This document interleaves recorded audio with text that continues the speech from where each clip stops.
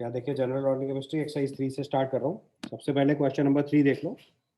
In question number 3 is given which of the following compound molecule significant non zero dipole moment. तो इसमें आपको देखो Cl और Cn तो लीनियर होते हैं, केमिकल बॉन्डिंग के टाइम पे सिखाया था आपको। इसमें Cl और Cn तो लीनियर हो गए, तो ये तो बॉन्ड कैंसिल हो जाएंगे, तो इसका जीरो डाइपोल मोमेंट बन जाएगा। साइनाइड में भी कार्बन का हाइब्रिडेशन sp होने की वजह से लीनियर ज्योमेट्री बनेगी वो भी, तो ये Cn जो है वो लीनियर फॉर्म में होगा, तो ये भी अपना वेक्टर कैंसिल कर देगा, उसका भी डाइपोल मोमेंट जीरो आ जाएगा। बट OH और SH के केस में ऑक्सीजन जो है वो sp3 हाइब्रिडाइज्ड होने की वजह से यहाँ पे वेक्टर कैंसिल हो पाना पॉसिबल नहीं है, तो इसका नॉन जीरो डाइपोल मोमेंट आ जाएगा। And same thing will happen with SH। Sulphur के पास दो लोन पेयर ऑफ इलेक्ट्रॉन और होते हैं, जिसकी वजह से लीनियर ना होने की वजह से इसका वेक्टर कैंसिल होना जरूरी नहीं है, तो इसका आंसर 3 एंड 4 मार्क कर देंगे, यानी कि ऑप्शन बी हो गया। समझ आ गया? इसके बाद देखेंगे next question number 5। Question number 5 में लिखा है which of the following substituent at para position is more effective in stabilising the phenoxide ion. तो आपको पता है फिनॉक्साइड आयन का रेजोनेंस रिंग के अंदर ले जाना है, तो रिंग के पास जितनी इलेक्ट्रॉन डेफिशिएंसी होगी उतना ज़्यादा स्टेबल होगा। फिनॉक्साइड आयन का इलेक्ट्रॉन रिंग के अंदर ले जाना है तभी तो स्टेबलाइज होगा। तो रिंग के अंदर इलेक्ट्रॉन कब जाएगा? जब रिंग इलेक्ट्रॉन डेफिशिएंट हो। तो रिंग को इलेक्ट्रॉन डेफिशिएंट बनाना है। अब बताओ इनमें से कौन सा ग्रुप इलेक्ट्रॉन डेफिशिएंट करने में हेल्प करेगा? COCH3, CH3, OCH3 और CH2OH, ये तीनों ग्रुप तो इलेक्ट्रॉन डेंसिटी रिंग में इंक्रीज करेंगे। तो कौन सा ग्रुप इलेक्ट्रॉन डेंसिटी कम करने में हमारी हेल्प करेगा? COCH3 group. तो ध्यान से देखेंगे तो COCH3 ग्रुप का कौन सा करेक्टर होता है? -M। तो उसका आंसर सी मार्क कर लेंगे। समझ गए? तो क्वेश्चन नंबर 8 में देखो पूछा विच of the following is most stable. Alkene stability कैसे चेक करते हैं? नंबर ऑफ अल्फा एच से। ये एल्कीन मार्क कर लो पहले, और नंबर ऑफ अल्फा एच लिख डालो। पहले वाले एल्कीन के पास हुए 4 अल्फा एच, दूसरे वाले एल्कीन के पास लिखेंगे तो यहाँ पे भी 4 अल्फा एच, तीसरे वाले एल्कीन के पास 3 अल्फा एच, और उसके अगले वाले के पास कितने आ जाएंगे? 3 2 5 2 7 अल्फा एच। ये मोस्ट स्टेबल हो गया। सबसे ज़्यादा number of hyper conjugated structure आएंगे तो यही मोस्ट स्टेबल हो जाएगा। समझ गए? Then comes question number 13।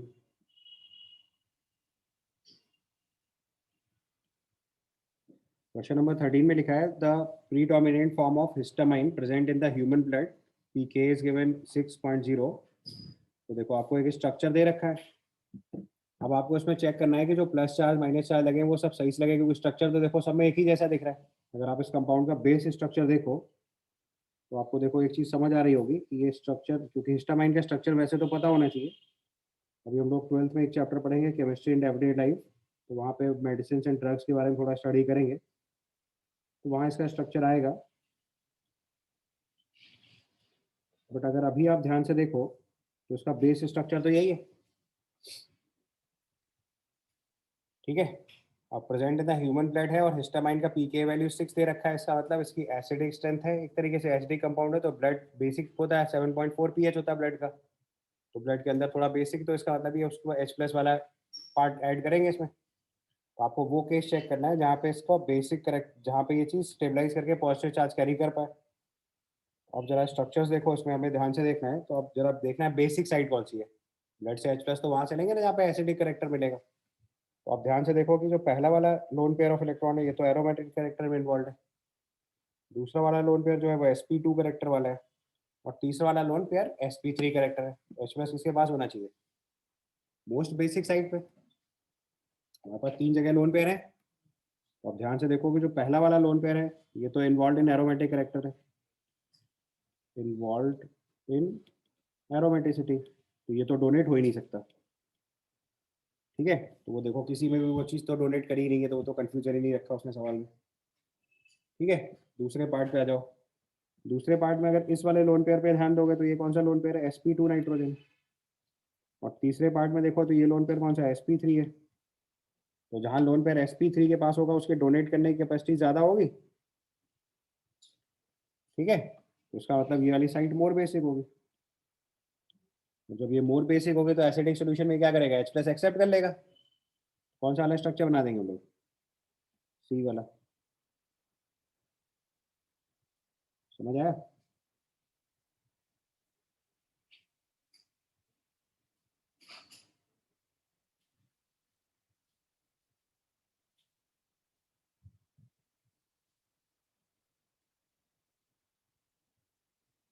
तो इसका फाइनल स्ट्रक्चर अगर सही वाला बनाएंगे तो ये वाला बनेगा।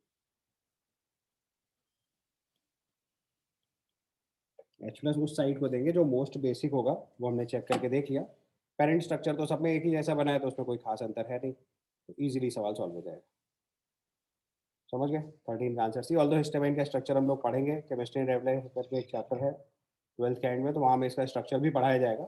बट अभी हम इसको एसडी साइड बेसिक साइड से आसानी से सॉल्व कर सकते हैं, तो हमें देखना था जो मोस्ट बेसिक साइड है वहाँ पे H प्लस पहुँचाएंगे। ह्यूमन ब्लड का अपना 7.4 के आसपास होता है, तो ये इसके लिए H प्लस एक्सेप्ट करने वाले ग्रुप की तरह काम करेगा। ठीक है, इसके बाद देखो अगला क्वेश्चन आपने पूछा, क्वेश्चन नंबर 21।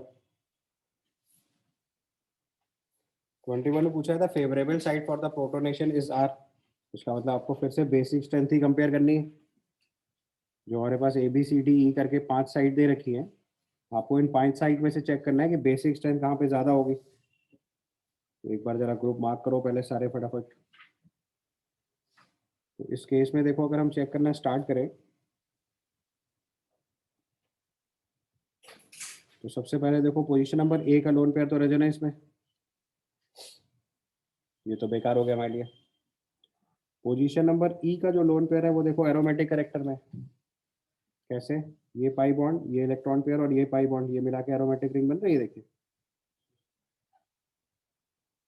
पहचान पा रहे हो? ये लोन पेयर कहाँ इन्वॉल्व हो गया, एरोमेटिसिटी में, इन्वॉल्व इन एरोमेटिसिटी। तो इसका मतलब ए और ई के डोनेट करने की टेंडेंसी खत्म। बाकी सबके लोन पेयर जो है वो अवेलेबल है। डी वाला लोन पेयर देखो sp2 नाइट्रोजन पे जो डोनेट कर सकते हैं।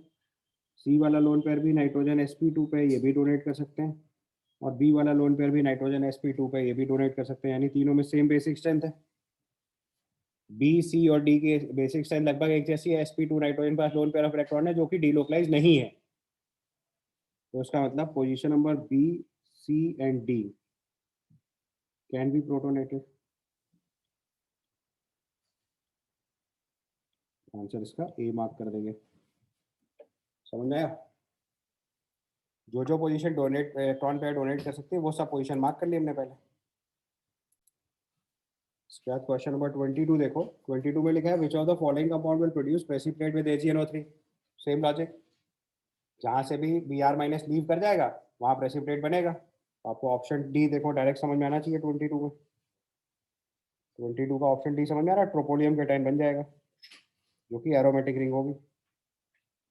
बाकी केस अगर चेक करोगे तो भी बाकी केस भी बता देता हूँ, पहले आंसर वाला केस बता देता हूँ। तो अगर हम इसको this plus and Br minus लिख लें, ये रिंग एरोमेटिक हो गई।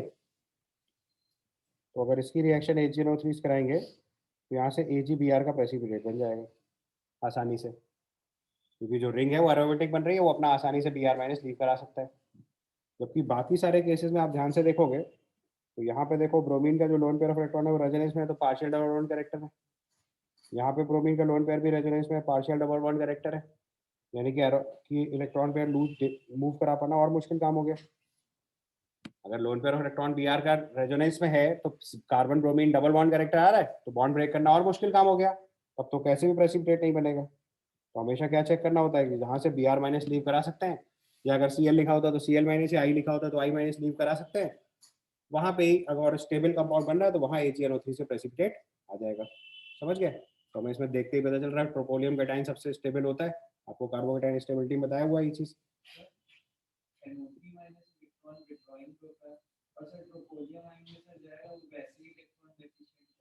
इलेक्ट्रॉन इलेक्ट्रॉन डेफिशिएंट का है, Br माइनस निकालेंगे, NO3 माइनस तो नॉर्मल एनायन है, उससे थोड़ा कुछ करना है। जो प्लस चार्ज है वो एरोमेटिक कैरेक्टर में चला गया ना, तो प्लस चार्ज किसी कार्बन पे है ही नहीं, वो तो रिंग में पूरे में डीलोकलाइज हो गया, तो उसकी डेफिशिएंसी तो नोटिस में ही नहीं आएगी। और ये मॉलिक्यूल जो नॉर्मल पहले लिखा वो नॉन एरोमेटिक था, अभी जो बना वो एरोमेटिक बन गया, तो बहुत स्टेबल हो गया। तो एरोमेटिसिटी आने से इसकी स्टेबिलिटी सिग्निफिकेंटली हायर हो जा रही है, इस वजह से हम इस मॉलिक्यूल को बना सकते हैं। ठीक है, चलो इसके बाद नेक्स्ट क्वेश्चन देखेंगे, क्वेश्चन नंबर 29। क्वेश्चन नंबर 29 में पूछा है the increasing order of P के बी, सेम लॉजिक है। पी के बी मोर का मतलब के बी लेस, और के बी लेस मतलब वीक बेस।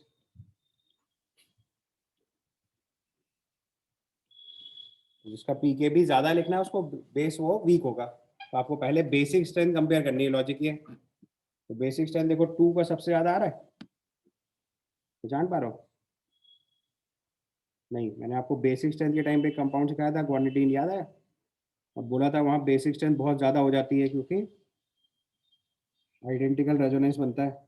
स्टैंडर्ड सवाल है, आपको सिखाया हुआ मैंने, देखे फिर से करके दिखा रहा हूँ, अभी पहचान जाओगे। तो क्या तरीका सिखाया था कि नाइट्रोजन के लोन पेयर को उठा के रेजोनेंस में पार्टिसिपेट कराओ पहले। अब केवल उतना ही पार्ट बना दे रहा हूँ जो रिंग रिंग अपने से सेट कर लेना। यहाँ माइनस चार्ज आ जाएगा, ये डबल बॉन्ड NH प्लस हो जाएगा, और यहाँ पे N हो जाएगा। ठीक है, बाकी रिंग अपने से सेट कर लो, या चाहो बना भी देता हूँ, चलो कोई सी प्रॉब्लम नहीं है।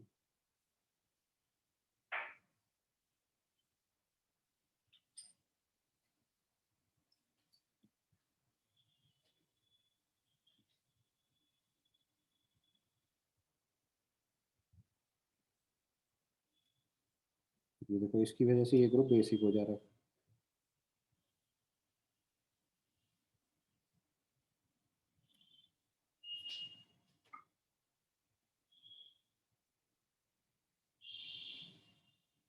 ऐसा बन रहा है। अब देखो ये वाली नाइट्रोजन मोस्ट बेसिक हो गई यहाँ से, और जो बची हुई नाइट्रोजन है वो देखो इसके साथ आइडेंटिकल रेजोनेंस फॉलो करेगी। याद है ये वाला ग्रुप, 2 मोस्ट बेसिक हो गया। इसके बाद पोजीशन नंबर 1 में देखेंगे तो इसका लोन पेयर अगर रेजोनेंस में ले जाएंगे तो इस पर माइनस चार्ज आ जाएगा, ये भी ज़्यादा बेसिक हो गया क्योंकि माइनस चार्ज आ रहा है। और CH3 के पास तो केवल प्लस आई इंडक्टिव इफेक्ट लग रहा है, तो नाइट्रोजन पे इलेक्ट्रॉन डेंसिटी बढ़ेगी तो बेसिक वो भी होगा, बट इनके रिस्पेक्ट में कम हो जाएगा। ठीक है, तो आंसर हो जाएगा 213। 2 मोस्ट बेसिक, देन 1, देन 3। समझ में आ गया कैसे? क्योंकि 1 का रेजोनेटिंग स्ट्रक्चर लिखेंगे तो आ जाएगा NH2 plus double bond CH NH minus. एक नाइट्रोजन पर लोन पेयर ऑफ इलेक्ट्रॉन रह रहा है विद अ माइनस चार्ज, तो उसके इलेक्ट्रॉन पेयर डोनेट करने की टेंडेंसी ज्यादा हो जाएगी, तो आंसर हो जाएगा 2, 1 एंड 3। ठीक है, चलिए इसके बाद आपका last question number 35। Question number 35 में देखो लिखा हुआ है,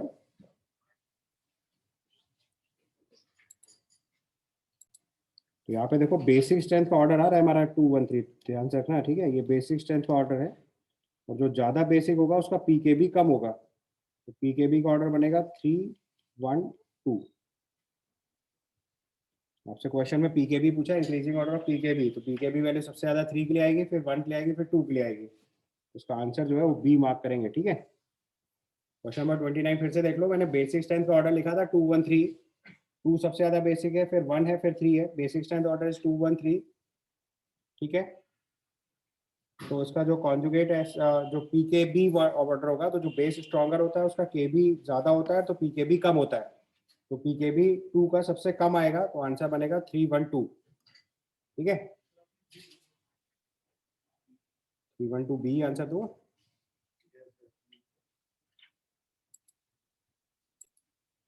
now question number 35 is given, which of the following has the shortest CCl bond? तो शॉर्टेस्ट CCl बॉन्ड मतलब आपको रेजोनेंस चेक करना है। पहले वाले केस में देखो Cl CH double bond CH NO2 लिखेंगे हम लोग। यहाँ पे देखो, अगर ये loan pair of electron of chlorine अगर हम रेजोनेंस में ले जाएंगे तो स्पाई बॉन्ड के साथ भी रेजोनेंस होगा, और स्पाई बॉन्ड तक रेजोनेंस में जाएगा, तो एक्सटेंट ऑफ रेजोनेंस ज्यादा हो गया। यहाँ पे मोर पार्शियल डबल बॉन्ड करेक्टर आएगा, मोर पार्शियल डबल बॉन्ड करेक्टर। अगर मोर पार्शियल डबल बॉन्ड करेक्टर आएगा तो CCl बॉन्ड शॉर्टेस्ट हो जाएगा। अभी बाकी केस भी चेक कर लो, तो Cl CH double bond NO CH2 है, यहाँ पे केवल एक रेजोनेंस है। यहाँ पे भी पार्शियल डबल बॉन्ड करेक्टर आएगा, बट पहले वाले से कम आएगा।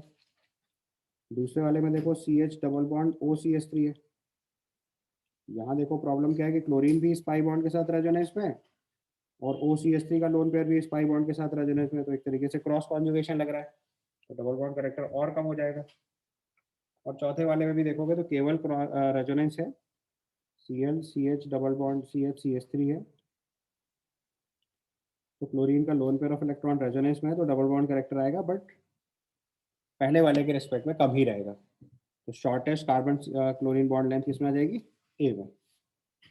समझ गया, सिंपली रेजोनेंस करके देखना है। ए वाले ऑप्शन में जो Cl का लोन पेयर ऑफ इलेक्ट्रॉन है वो नाइट्रोजन के ऑक्सीजन NO2 के ऑक्सीजन तक रेजोनेंस करके हुए जा रहा है, तो वहाँ डबल बॉन्ड करेक्टर ज़्यादा आएगा, तो कार्बन क्लोरीन बॉन्ड लेंथ छोटी हो जाएगी। डबल बॉन्ड करेक्टर ज़्यादा आने से बॉन्ड लेंथ कम हो जा रहा है, सिंगल बॉन्ड करेक्टर ज़्यादा आने से बॉन्ड लेंथ बढ़ जाती है। ठीक है, चलो उसके बाद देखो क्वेश्चन नंबर 36। क्वेश्चन नंबर 36 में दिखाया था total number of contributing structures having hyperconjugation involves CCH bond in the following structure। तो हाइपर लिख क्या चेक करना होता है, नंबर ऑफ अल्फा एच। यहाँ पे अगर नंबर ऑफ अल्फा एच लिखेंगे, जितने नंबर ऑफ अल्फा एच होंगे उतने ही हाइपर कॉन्जुगेशन होंगे। कितने अल्फा एच हैं, 6, 2 ये, 3 ये और 1 यहाँ पे। ठीक है, एक एच यहाँ पे भी होगा, अगर कार्बन की वैलेंसी देखोगे तो एक एच यहाँ पे भी होगा, तो टोटल 6 अल्फा एच। अब वही एच नॉर्मली लोग नहीं काउंट कर पाए, इसलिए गलती करके। सो टोटल इसका हाइपर कॉन्जुगेशन कितने हो जाएंगे, 6। जितने अल्फा एच उतने ही हाइपर कॉन्जुगेटिंग स्ट्रक्चर्स।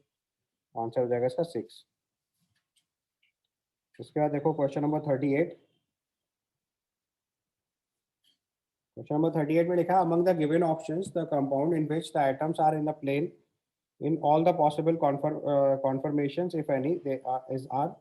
ये सवाल आप लोगों ने आइसोमरिज्म के टाइम पे भी किया होगा, हो सकता है आपने पहले भी कर लिया हो, अगर नहीं करा है तो अभी इसको ध्यान से देख लो।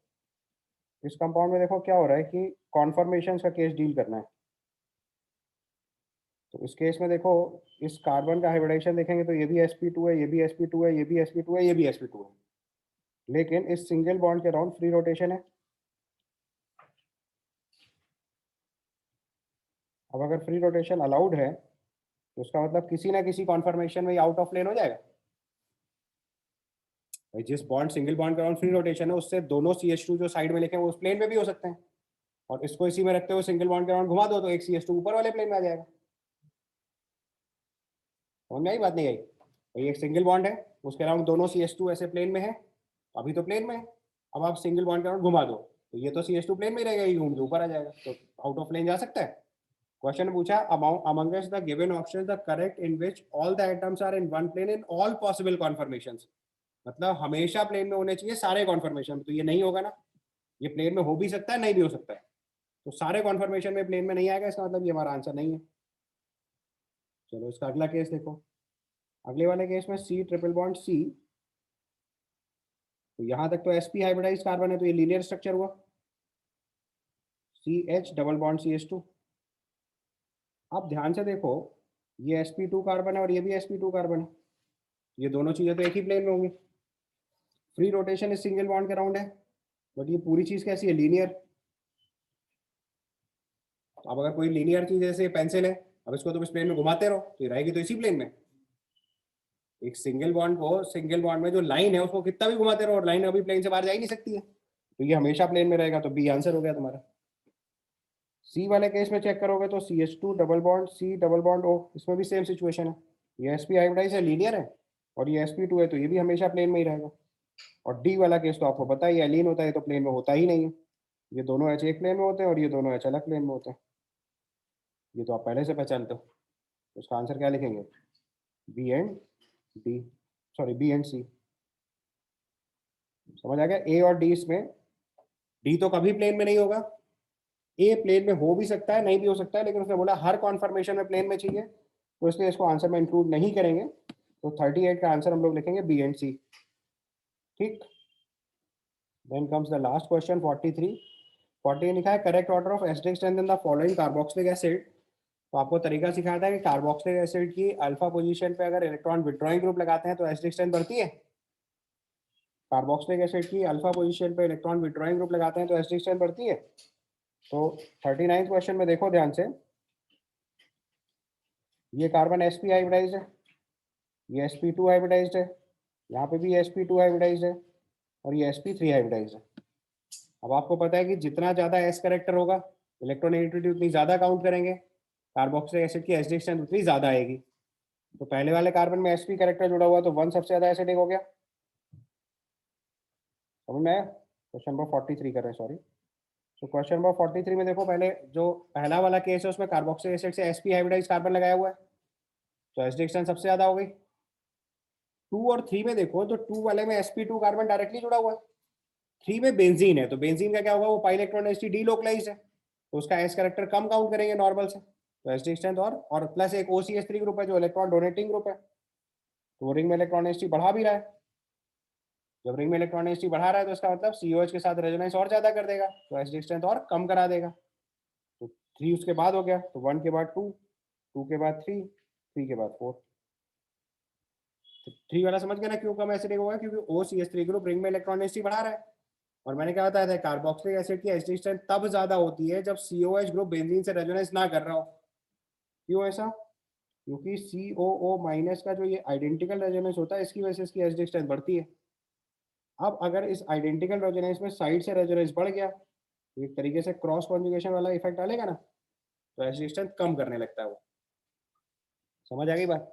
तो COH ग्रुप का अपने आइडेंटिकल रेजोनेंस से एसिडिक स्ट्रेंथ बढ़ती है, तो 1 सबसे ज़्यादा एसिडिक होगा, फिर 2 होगा, फिर 3 होगा, फिर 4 होगा। एस कैरेक्टर देखना बहुत ज़रूरी था। कार्बोक्सिलिक एसिड में बताया था मैंने, इलेक्ट्रोनेगेटिविटी का बहुत इंपॉर्टेंट रोल होता है। इलेक्ट्रॉन विड्रॉइंग ग्रुप लगाते हैं अल्फा पोजीशन पे तो एसिडिक स्ट्रेंथ बढ़ता है, इलेक्ट्रॉन डोनेटिंग ग्रुप लगाते हैं तो एसिडिक स्ट्रेंथ कम हो जाती है। तो उसका आंसर अगर हम लिखेंगे 43 का, तो CH3CH2 ग्रुप जो है वो प्लस आई कैरेक्टर अप्लाई कर रहा होगा। यहाँ से ध्यान से देखो तो इस ग्रुप का इफेक्ट प्लस आई काउंट कर रहे होंगे, तो एसिडिक स्ट्रेंथ को कम करा देगा। और पहले और दूसरे वाले केस में देखेंगे तो माइनस आई कैरेक्टर फॉलो कर रहे होंगे, तो एसिडिक स्ट्रेंथ बढ़ाएगा। तो 1 और 2 की एसिडिक स्ट्रेंथ ज़्यादा होगी, फिर 3 होगा, फिर 4 होगा। समझ आ गया? तो इसका आंसर हम लोग ए मार्क कर देंगे। क्लियर?